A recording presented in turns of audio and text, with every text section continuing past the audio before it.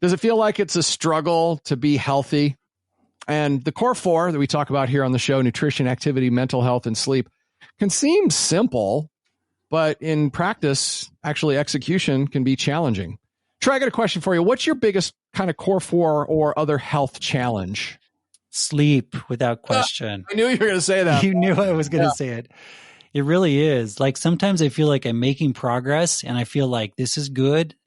And then I'm just like, I am just doing miserably with this. Like I'm waking up at 2 a.m. and I'm lying there and I'm just kind of staring at the ceiling for 2 hours. So sometimes I think I'm doing well. Other times I'm just like, I have no idea how to sleep. Huh. That's just a crazy thing. What's that do to your self-esteem? Exactly. Right. I think as Mitch said before, babies do it. Why can't I do it? Right. Babies do it. My baby sleeps better than I do at this point. Mitch, how about you? What's your biggest core four challenge or other health challenge? So I think the biggest thing that I've been kind of dealing with lately is getting back up to the activity levels I'd like to be at. But that's mostly because I injured my ankle again. Like I'm back in physical therapy. And so that's like where like going for a jog and listening to like a murder podcast used to be like really fun.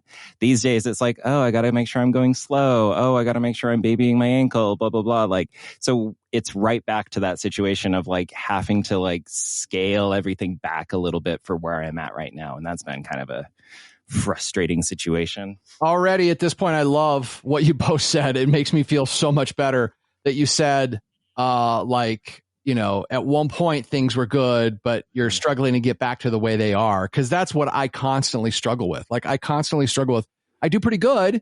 And then all of a sudden I don't do great at all. You know, like so intermittent. I'm just not very consistent. And both of you kind of brought that up. And for me, it's activity. Like that's the thing. I cannot seem to be consistent. I will go pretty well for a month and a half, do some weights, maybe get out and do some, you know, other sorts of things, get my heart rate up. And then just all of a sudden, it just all comes to a screeching halt. Like, and I'm not exactly sure what's going on. So here's something you as a listener should know up front. Some of the episodes, we have very specific recommendations of things to do. And others, like this one, is just guys talking about their health and health challenges as a way to create some new understanding or knowledge that might help with some insights that could help us and hopefully you on your journey to being healthier as well. And maybe even being a little kinder to yourself. That's one thing I've already picked out of this is I got to go back to that. Like, you know, maybe always being perfect isn't the standard I should be measuring myself to. So that's today's show. This is Who Cares About Men's Health with information, inspiration, and a different interpretation of men's health. I'm Scott Singpill. I bring the BS, the MD to my BS, Dr. Troy Mattson. Scott, I think this is a great topic for the middle of winter when everything just seems like it's just, you're just getting by.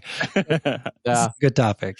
And the hardest working guy that I know of, oh man, when it comes to his health, I'm serious, man. I know that you feel like you have your struggles or whatnot, but you're working hard and getting it done. This Mitch Sears on the show. Oh, well, thank you. Yeah, it is a constant struggle, but yeah, it's something I do try to work hard at. I appreciate that. I think for this conversation is, you know, that's about why does it seem like it's a struggle to be healthy? I think a great place to start is like, what is healthy even, right? What is this standard that we aspire towards? Because society has a different definition that perhaps maybe we have, or what a more realistic kind of definition is. So what is healthy from a man's perspective? What is the pursuit of health? How do you define that, Mitch?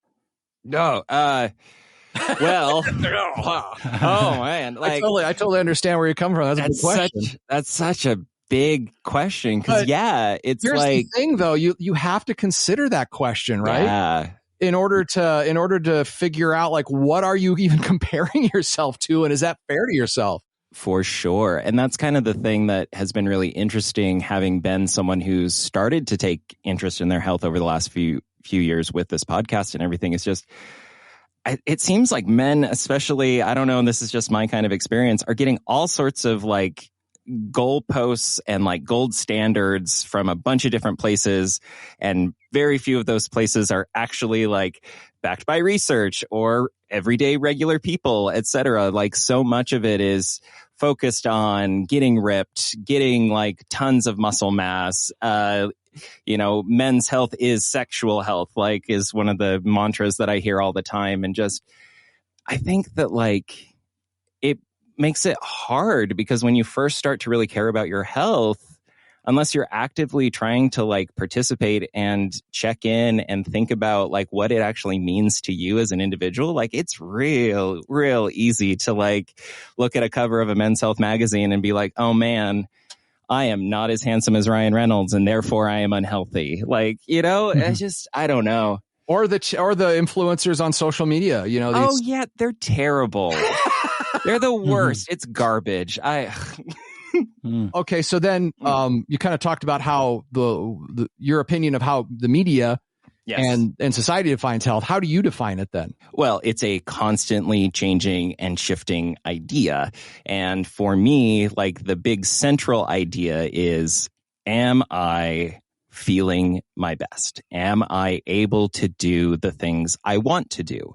Is my health in one way or another limiting me from enjoying my time on this beautiful planet of ours, right? Cool. And so that's how I do it these days, where it's like, do I have 12 abs? No. But like, can I go for a hike in the, a pretty trail in the mountains?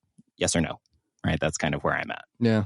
Hey, Troy, do people have 12 abs? Are there 12 abs? Yeah, good question. I thought 8 was this. You have a 12 pack?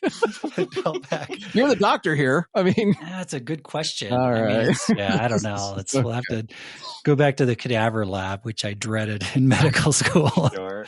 Count the abs. Troy, how about you? Like, how do you perceive society's kind of definition of health versus how you define health? I think society, I think Mitch hit on that already. It's a lot of like, a lot about image and how you appear to other people. I think that's a big piece of health in terms of societal definition. Where I like to think of health, I think Mitch kind of touched on it already. And my definition would be having the physical and emotional capacity to engage in the activities that I find rewarding, and hopefully having that capacity for many years. And I think for different people, that means different things. Someone in their 60s, they want to engage, maybe not in high intensity activities or endurance activities or things like that. And that's their definition of health. And they want to play with their grandkids or they want to spend time with friends, and they want to have that capacity. And for them, that's what health is. Versus maybe someone who's younger wants to, be more engaged in activities. So that's how I see it, is having that capacity to do that. And again, I think it just means different things to different people. Yeah. I'm sensing kind of getting back to what Mitch said about it can mean different things at different times. It's an evolving idea, right? Yeah. It's something, it's not a destination. It's something that you're always kind of pursuing. Yeah, for sure. And then also I'd like to add to what both of you said, like, it's an external thing. I think that's huge, right? We don't necessarily, you look at somebody and you go, oh, they're healthy, but really maybe they're not. Maybe inside things aren't that great because of other lifestyle choices they're making, right? Yeah, and that's so true. And that's I think one thing I appreciate about my job is that you do meet a lot of people who definitely have very much a public persona, being very fit and having a wonderful life. And you gain a lot of insight into what's actually going on in their lives. And you realize it's not always that way. And so I think we often compare ourselves to other people, and we compare ourselves to that image and that persona, whether that's the image of health or happiness or whatever it is. But everyone has their struggles. And, I meet these people, sometimes they're local celebrities or whatever it may be. And you realize they have their struggles too. We all do, and they're struggling with personal health issues, or maybe it's substance issues, other things they may bring up, emotional health issues. And so, I think I certainly don't take any pleasure in the struggles that they're facing, but I think it just puts things in perspective when we do start to compare ourselves to those people who really do seem like their lives are just perfect. We're on the same podcast together, so maybe this is why our answers are so similar, because we've all kind of had the same bit of thinking. But I'm really surprised, because my definition of health is very much the same. It empowers me to do the things I want to do. It's feeling good. It's functioning well. It's not being tired. It's not hurting or aching more than I really need to do. And, my brain is working and I feel I feel happy and in finding satisfaction in my work because, from a mental health standpoint, I'm feeling good. And I'm doing things that are going to help me with my longevity and ability to function, as I age. So that is my definition of health, but it's also something I feel like I have to manage every day. And this is one thing I think about is how the modern world almost makes it more difficult to be healthy. You ready for a soapbox moment? I'm going to go ahead and climb up on my soapbox here. Yeah. We're ready or not, I think we're going to get it. So let's hear it. I think about this a lot, and I don't know how much of this is true, right? But like, for example, activity used to be something that was a part of life. In order to survive, physical activity was involved. Now, there's a lot of people that still do have physically active jobs, but I spend a lot of time at a desk. So I've got to figure out a way to then fit that into my life.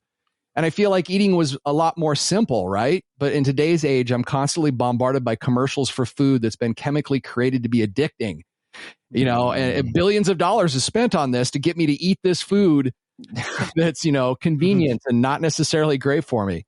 And then I have a phone with apps on them that seem to suck up more time than I ever want them to, that I could be spending on healthier activities like exercise and sleep. And again, using psychology to making sure that I'm addicted to these apps, right? And I'm watching more and spending more and more time. And then these daily images and messages about what is to be a man and a healthy man, that doesn't necessarily resemble me at all. I feel bombarded by that. So I feel like I'm constantly thinking about it and constantly having to manage that, and don't get me wrong. I'm not saying that let's go back to the way things were, but I don't think health is something you can take for granted. I think you have to have this kind of a plan and be mindful about it. Do you guys buy into any of that, or am I just out and crap? No, it makes sense. Sometimes it feels like the cards are stacked against us. Like you're exactly right. So much has been based on human psychology and addiction and feeding into those patterns, whether it be with diet or with, like you said, with apps or engagement with social media, those sorts of things. So it really has played off a lot of, I think, addictive tendencies that we have as humans to do those things. And so we have to be aware of it. And it's a struggle. I think that alone, the fact that there is so much understanding of our psychology and so much of that plays into our psychology and tendencies toward certain addictive patterns that, it's a battle. There's no question. And I feel like this can be going on without you even realizing it. The simple reality is you can't just go with the flow and be healthy. Like you just can't, because the flow really pushes you toward those things, I love that analogy. Like, you really can't. Right. And you figure most Americans are overweight or obese, and that's the flow. Like that's the majority there. So if you're just going with the flow, and it's like you kind of have to swim upstream in a sense to really be able to get beyond so many of those things that just draw you in. I think it is a huge struggle. What are some of the challenges that you guys have experienced with either the Core 4 or some other health things? And how did you overcome those? Obviously, a big one for me has been sleep. And I can't say I've overcome it, but I think a lot of what we've talked about has been healthy, of trying to have more regular patterns in place and addressing that. But I think some of the bigger issues for me that I have felt like I've had some success have been definitely activity. And for that, I think it's just been saying, I'm going to do this and I'm going to try and do it every day and be consistent, and not expect heroic efforts on a daily basis, just to expect a consistent effort and just keep it up. And for whatever reason, that seems to have worked for me so far on the activity side. But I think it's always a struggle of just saying, well, why am I doing this as much as I am? Like, do I really need to do this to get the results that maybe I want? So that for me, I think is the struggle in other areas where I feel like I'm doing a pretty good job. It's more kind of that temptation to ease up on it, or maybe say, well, this isn't really necessary, or maybe it's not worth it, or maybe I can get results by not doing what I'm doing and maybe cutting that in half or something like that. So that's, I think, the challenge I face in some of those areas outside of sleep. I want to ask you a question about sleep. I mean, is there really anything you can do? I mean, I know you've done some stuff, but part of it is just the job you have, which is, again, a result of the society we live in, Like it is, yeah. Yeah. I mean, so then the question is, do you beat yourself up too much about it? Or Yep, I do. Yeah, you're right. And then that's it. And then that's just that spiral. And I think we've talked about that before. I think Mitch has talked about it. shame spiral, that he calls it. I love it. Is the shame spiral, or it's the anxiety spiral. I think we get so anxious about not sleeping that we can't sleep. And that happens to me. And so sometimes I'm just like, just don't worry about it. Who cares? Yeah. But you're right. That is very tough to do. And I think, again, there are just certain realities of a society, of a 24/7 society that needs people who are available for services or emergencies or whatever it may be at hours when people used to sleep on a regular basis. So I think there's that reality too. But even that aside, sometimes I feel like I'm in a pretty good sleep pattern and I might have a week or two without a late shift and I still find that I'm struggling. But again, maybe that's just those things, that cumulative effect of working late and working nights. And as far as your activity, what's the difference between you and then Mitch and I? I mean, like, do you just have more willpower? Do you just have more discipline? Like, I was going to say obsessive compulsive disorder. I don't know. Because I'm saying for me, it's the obsessive compulsive. Yeah. Because a lot of times when we talk about health and fitness and the core four, it's it could be easy to go, well, you just have to have more willpower. You just have to have more self-control. Yeah. You have to have more discipline. And, maybe that's true to some extent, but are there other things at play like that have helped you do that? Or are you just mentally made of sterner stuff than we are? I don't know about sterner stuff. Maybe more disordered than you are. Sure. I don't know. I tend to pride myself, I think, on trying to be very consistent on things. And it's been very good in a lot of ways. I think in terms of just medical school, you do have to have very much a type A personality, and you have to have a certain level of kind of that OCD tendency of like very focused and like, I'm doing this every day. So I think it's been helpful in some ways in terms of success. It also kind of drives you crazy sometimes. So yeah. So, and maybe that's part of it for me. Honestly, that may be a part of it for me. It's just, for whatever reason with this routine in particular, and just with running in particular, it's been very much, and then you get in a pattern where you've done it every day and it's like, well, I can't miss a day. So I honestly, I have not missed a day in almost 8 years. So it's been good. Like, I feel like, and it's been like, I feel like I'm in the best shape of my life, which I love feeling. And I've seen my cholesterol numbers continually improve. So I think there's been great reward there. But again, I think my point in saying all this is it doesn't come easy. Like, you do get in the habit and you have that habit and that helps you get out the door. But still, it's hard. Like I don't think it ever, I enjoy it once I'm out there, but it's often hard to get out the door. Mitch, what's your take on willpower or discipline being the reason that maybe some of us struggle to maintain these healthy things? That's actually something I have been spending a lot of time thinking about lately with my most recent, or with the new diagnosis of ADHD, and kind of figuring out what works for me, what doesn't. Like, a lot of times in the past, I would beat myself up that I was not performing, that I was not able to have enough willpower, that I was unable to do certain things, right?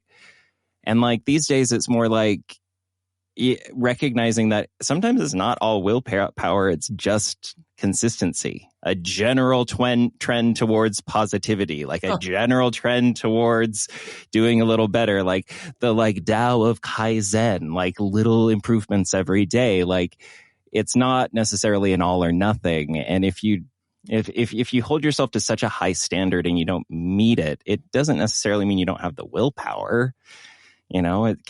There's a lot of other things that could be going on too that are preventing you from getting there. And Mitch, what's kind of your overall challenge then? For me, we've mentioned on a couple of times, like over the last year, like my health got a whole lot more complicated than I was expecting. Everything from mental health issues to physical injuries that I'm back in physical therapy for, to hormonal things that we have figured out and got me on some medications, et cetera. And there's a lot of small progress being made on a lot of different fronts, but it does not feel like I'm actually accomplishing what I want to some days. Right? Yeah, it's like here, I feel you completely. It's like when you like you go on Instagram or TikTok and they've got a reel, like, right? Mm-hmm. And it's somebody who wanted to get in shape at the beginning of January. And then within that 15-second video, you see the before and the after awesomeness. Yes. And Yes. even though you know better, Mm-hmm. you know, it seems like, oh, that was an instant transformation. Right. You know? Yes. You get that before and after effect, right? And Yeah. so like for me, like we talked on a recent goal episode, it was like, I want to get back to having X amount of activity all the time. I want to feel better about my mental health. I want to sleep better, etc. And like, I'm doing okay at a bunch of those, but like, you know, it's so easy to just say, well, I don't have enough willpower. Oh, this sucks. When like, I got to keep reminding myself that like, I am not a Instagram influencer that their whole job is to like look happy and look fit, right? I have a lot going on. I have a lot of stuff in my plate. I got, you know, a job. I'm teaching classes. I am overcoming an injury, mental health stuff, whatever. Like, oh my God, like I am doing okay for where I am right now. And that's kind of some of the stuff that like, it's so easy to just be like, if only I had more willpower, I could be like these other people. If only I had enough willpower, I could be like Troy Mattson, right? Like, but you know, right now I'm doing okay is where I feel some days, you know? And so it's just this kind of different approach to it that I've been taking and being a bit more kind to myself. And I find it's easier to do little good things, you know, if you're in a good headspace, then like beat yourself up that you weren't perfect every day. Yeah. Well, there's no question. And we've talked about that a bit before too, but I think that being kind to yourself is so essential because it's when we're not kind to ourselves that I think we really do kind of fall off the cliff in terms of our activity. When we do expect perfection or we compare ourselves and just get frustrated, that's when we just kind of throw in the towel and like, this isn't worth it. Why am I doing this? I'm accomplishing nothing. So I totally agree. We have to be kind to ourselves, you know, and for me, I think, like I said, in terms of the activity, like I feel like I've been very, very consistent there, but then there's the diet piece and that's kind of improved and then it's gotten worse. And sometimes I'm like, you know, want to eat some sweets and I want to drink soda and these kind of things. But sometimes I do kind of feel that tendency. Like you know, certainly when we travel, I'm not eating like I should. And then you kind of get frustrated and unhappy with yourself. But again, I think you just kind of have to look big picture and say, overall things are good. And I'm not going to be perfect with this, but I'm happy with where I am and I'm better than where I was 10 years ago. So that's good. Yeah. So in that same vein, as someone who like deals with a lot of like anxiety, someone who like deals with like the shame spiral, as I've come to call it, right? This idea of like, oh no, I'm not performing as well. And then you feel bad about feeling bad. And then it just gets worse and worse.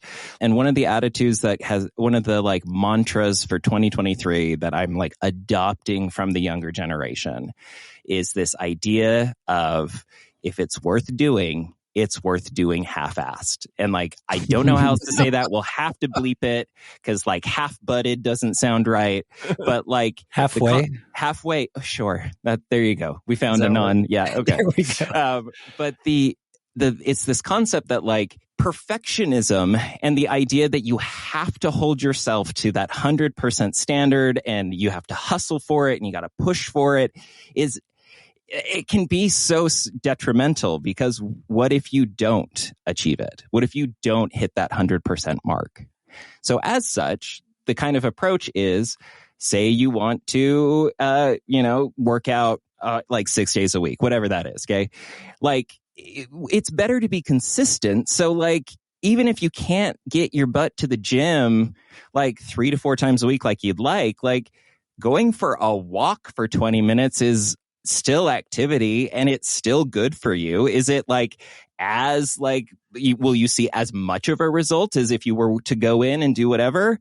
No, but at the very least you are still doing it, right? And so like for me, if I can't get my strength training in, if I can't get enough of like a jog in or whatever because of my injury that I'm dealing with or whatever, like I'll just walk around the block a couple times. Because even doing it just like half of what you wanted to do is better than nothing at all. Yeah. Or hating yourself that you didn't hit that. And it goes to nutrition. Like if you're not eating healthy every single day, that's okay, right? Just get yourself a chicken sandwich instead of a Baconator. Like, you know, like that kind of like small choices that are like, is it the best thing you could be doing right now? No, but like it's good enough and it's at least a step in the right direction. That's so true. Yeah, I'm a huge believer in that as well. And just this idea of, you know, I think you're far better off doing something and doing it halfway and doing an okay job of it, but doing it consistently than you are of doing something extremely well, but doing it irregularly. Like, I think you're going to get more results if you just try and stick with it. Do whatever it is, just kind of do whatever you can. And maybe it's not great, rather than having, you know, just these huge workouts at the gym, but just, you know, feeling burned out by it and not wanting to do it more than maybe once or twice a week. So I'm going to go ahead and throw mine out there. So mine recently, and actually in homage to Troy, I'm going to recognize what I feel like I do well most of the time. Like my nutrition, I feel pretty good for the most part. If I'm being honest with myself, it's easy to beat myself up. Like over Christmas break, I ate a lot of salted caramels at 100 calories each, you know, 4 or 5 at a time. But I'm off those, right? So that wasn't great. But generally, I feel pretty good about my eating. I don't eat a lot of processed foods or anything like that. Generally, I feel pretty good about my sleep. Generally, I'm feeling better about my mental health. But that activity thing, especially weight training, is always a challenge. And the thing that I'm trying to do, like I said, I'm always come up with these little tricks. Sometimes at the end of the day, I'm so tired, I just want to do something mindless. And then that's when I go to the phone and I start scrolling, right? And I saw something that said there are these little moments in our day where we make a decision that's going to dictate what happens for the next hour of our life. So I think about that a lot. You know, I'll pull out my phone when I know I want to exercise, and I'm like, this is that moment. This is that little decision that's going to take the next half hour of my day or hour and going to prevent me from doing the thing that I want to do. And then for some reason, it's easier to make the choice of the thing I want to do. So that's been helpful for me. And I think it could apply to a lot of things. It could apply to eating. It could apply to, you know, a lot of stuff in your life. So just that notion that there are these little small moments throughout our day the next thing we do is going to dictate what we're going to be doing for the next half hour. That's true. I think also, though, I like the idea, and I like kind of rewarding myself by just mindlessly scrolling on the phone and feeling like I've earned that time because I did exercise and I did the things that I wanted to do. And so like, I'm just going to sit here and, you know, sometimes Laura will make fun of me because I've got like a game on the TV and I've got a game on the iPad, on my iPad that I'm watching, and I'm scrolling through ESPN on my phone. And I'm like, I'm gonna do this completely shamelessly because, you know, who cares? Like I already ran today. So I think there's kind of a trade-off there too. But it's a mindful decision. You mindfully made that decision, which took active management again, right? Yeah, intention versus like just defaulting. Going with the wave, as Troy said. Yeah, that's true. Yeah. But yeah, you're right. It is. Yeah. But it's you're right. You do have those choices you can make, but then at the same time, then you can make the choice later, be like, hey, I've earned this. I'm just going to enjoy this now. I'm just going to turn my brain off. You know, but the worst thing, Troy, is when I reach one of those little moments in my day, and yet I still choose the thing that I shouldn't choose. Oh, well, sure. Yeah. And I'm willfully doing it. I'm even admitting it to myself at that point. I'm like, this is that moment, and I've chosen to do this instead. You know, just almost like waving my fist at authority. So yeah, exactly. But then hopefully you can just kind of forgive yourself and move on from it. You know, that's part of it too, is recognizing, hey, I willfully made this choice. It's probably not the choice I should have made, but yeah, I'll maybe make a different choice next time. Yeah. All right. What insight? Did we get any insight from this conversation? At the top of the show, you know, I mentioned that some shows we have some great solid steps that you can take and things you can do. This one was more of just trying to make some sense out of some things that are going on as we, you know, struggle with our own health and our own health issues and the things that, you know, that give us challenges and trying to explore why that might be. Did we create anything new? Mitch, do you have anything? For me, it's nice to hear that like other folks are going through this too, right? Where it's so easy to get in your own head and only be like watching the influencers and thinking you're not doing well enough. And just like, I really do appreciate like Troy, to know that you struggle with stuff too. I don't want to say like I love that, but like it is very much appreciated that Please like, love it. Yeah. right. I love it. Best thing. No, but it's like, it's nice to know that like, hey, like there are other people, you know, also on their own journey, and maybe I need to quit comparing myself to everyone. Yeah, I think too. Yeah, I think for me too, hearing about some of your struggles and just talking about some of my struggles, I think that's probably the takeaway for everyone is, you know, I don't think you've ever got it made. I think that's the bottom line with fitness. You've never got it made. It's never easy. It's always challenging, no matter what habit you've developed, which that pattern can help you to keep that habit going. But I still think there's a mental challenge every day, and you're always going to face those decisions like you talked about, Scott, of what am I going to do with this moment right now? And you're always going to face just the flow and avoiding the flow, which just seems to kind of drag you into a lot of the stuff you just don't want to do in terms of the eating habits and being fully absorbed in social media or whatever it may be. So I think that's my takeaway. I feel like my takeaway was something that Mitch said, which is that health to him is something that it's a work in progress, right? And WIP. Sometimes in your work in progress, you're in a better position than you are at other times. Mm-hmm. But it's, you know, it's just always kind of a work in progress. And I agree with Mitch. It is also good to hear that this is something that this feeling that you're constantly managing it is something that goes beyond just me. So, well, we hope this episode was useful to you as we discuss some of the struggles that we have. And, you know, a lot of times when you're talking about the core four and our health, there are some things that are playing against us that we don't even realize, whether it's society or whether it's our own attitudes. What is your struggle when it comes to the core four and being healthy? And have you figured out how to overcome it yet? Or do you still struggle with it? Are you still looking for answers? We would love to hear about your journey. Send that email to hello@thescoperadio.com. And regardless, whatever your struggle is, good luck, be kind to yourself. Thanks for listening, and thanks for caring about men's health.